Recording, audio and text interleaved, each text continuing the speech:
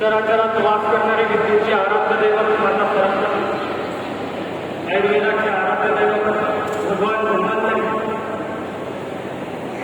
आज आपल्या देशाचा 78वा स्वातंत्र्य दिवस, देशाच्या स्वातंत्र्यासाठी, देशाच्या रक्षणासाठी आजपर्यंत ज्या शूरवीरांच्या रक्ताने जी भारतभूमी लाल झाली, अशा सर्व या भारत मातेच्या सुपुत्रांना मी नमन करतो. आदरणीय व्यासपीठ, श्री गुरुकृपा शिक्षण प्रसारक मंडळाचे सन्माननीय पदाधिकारी, महाविद्यालयाचे प्राचार्य, उपप्राचार्य, सर्व शिक्षकवृंद, शिक्षकेतर कर्मचारी आणि माझ्या प्रिय मित्रमैत्रिणींनो, मी अक्षय वंजारी आपण सर्वांना स्वातंत्र्य दिनाच्या शुभेच्छा देतो.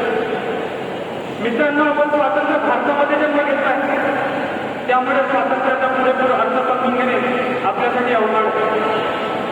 कारण स्वातंत्र्य समजून घेताना पारतंत्र्य काय असते याची जाणीव असणे आणि याचे ज्ञान असणे महत्वाचे असते. आणि त्याचे ज्ञान आणि तो अनुभव आपल्याला नाही, त्यामुळे स्वातंत्र्याचा अर्थ आपल्याला समजायला.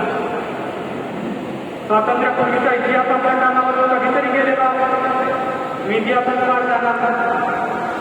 आपल्याला माहिती आहे की स्वातंत्र्याच्या 150 वर्षापूर्वी व्यापाराच्या उद्देशाने इंग्रज भारतात आले. ते आले तेव्हा त्यांची संख्या फक्त 200च्या घरात होती. नंतर हळूहळू ती 1 लाखांपर्यंत पोहोचली आणि या फक्त 1 लाख इंग्रजांनी आपल्या 30 कोटी जनतेवर राज्य केले. हे कसे बरे शक्य झाले? त्यांनी आपल्या लोकांचा चांगला अभ्यास केला होता. त्यांनी एक निष्कर्ष काढला जो आजही 2024 साली लागू होतो.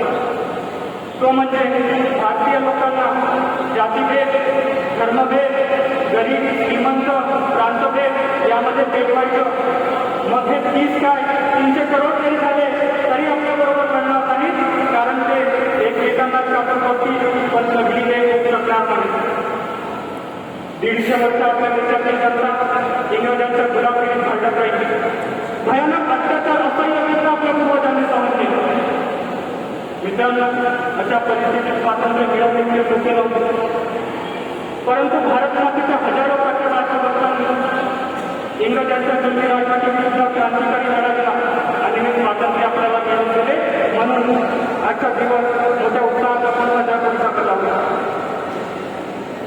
मित्रांनो, आज आपला लढा इंग्रजांची किंवा इतर कोणत्या देशाविरुद्ध नाही, तर आपल्या देशात पसरलेली अराजकता, भ्रष्टाचार, लोकांची गुलाम मानसिकता, गरीब शिक्षण, कायदा सुव्यवस्था, जातीभेद, गरिबी, बेरोजगारी आणि व्यक्तिचिंता यांच्या विरुद्ध, ज्यावर मात करणे केवळ तरुणांच्या हातात आहे. कोणत्याही देशाचे मोठेपण देखील तरुणांच्या विचारांवर अवलंबून असते. कोणताही देश तेव्हा महान बनतो जेव्हा त्या देशात राहणाऱ्या नागरिकांचे विचार आणि समज दृढ असते. जेव्हा त्या देशाची शिक्षण व्यवस्था उच्च दर्जाची असेल तेव्हाच नागरिकांमध्ये दृढ विचार आणि समज असेल. उच्च दर्जाचे शिक्षण देण्यासाठी आपल्याला अनेक विद्यापीठे, वैद्यकीय आणि अभियांत्रिकी महाविद्यालये स्थापन करणे आवश्यक नाही.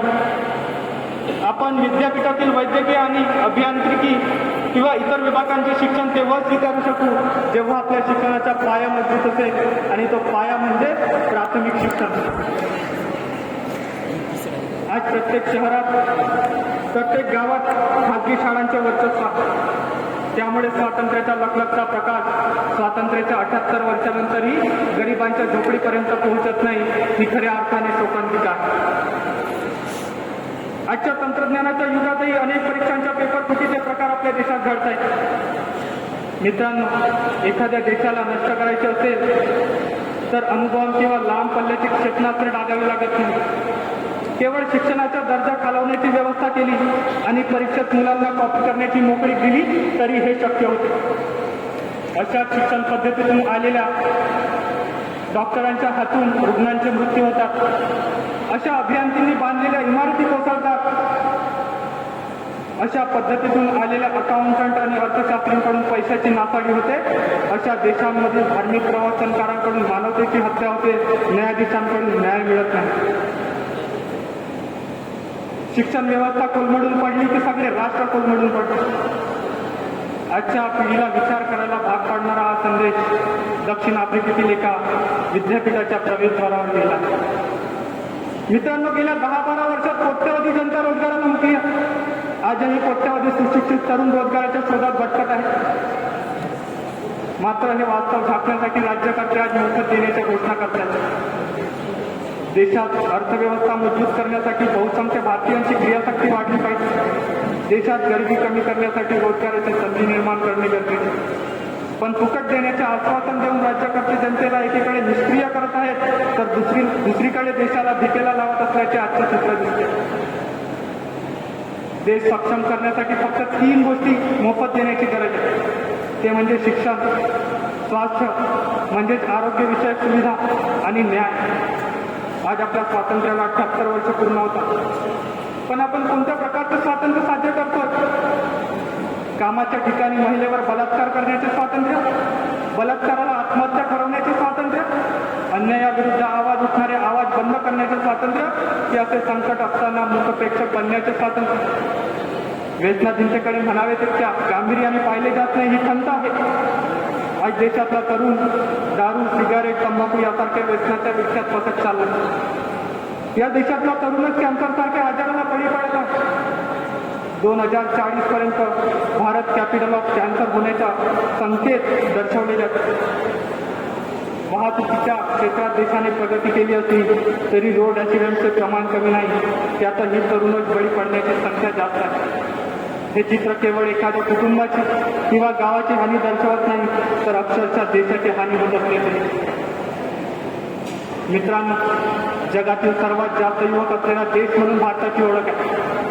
कारण 18 ते 35 वयोगटातील 55% युवक भारतात आहेत. हा युवा वर्ग विवेकी, निरोगी, विज्ञाननिष्ठ, व्यसनमुक्त आणि सुदृढ असणे हीच खरी देशाची ताकद आणि यश असते. परंतु भारतात विचित्र स्थिती पाहावयास मिळते आहे. अशी ही युवा पिढी देशाचे भवितव्य कसे ठरू शकेल असा प्रश्न निर्माण होतो. मित्रांनो, स्वातंत्र्य म्हणजे मला मिळालेली संधी समजून हे वास्तविक चित्र आपल्यापुढे मांडण्याचे प्रयत्न केले. हे पचायला जरी जड असले तरी आता आपल्याला संकुचित विचारांचा त्याग करून व्यापक विचारांचा स्वीकार करण्याची गरज आहे. तरच आपल्या देशाचं भवितव्य उज्ज्वल होईल आणि हे स्वातंत्र्य टिकून राहील. बोलण्यासाठी बरेच काही बोलता येईल, परंतु मला वेळेची ही मर्यादा समजून घ्यायची. म्हणून मी माझ्या शब्दांना इथेच विराम देतो. व्यासपीठाचे मनस्वी आभार व्यक्त करतो. जय हिंद, जय भारत.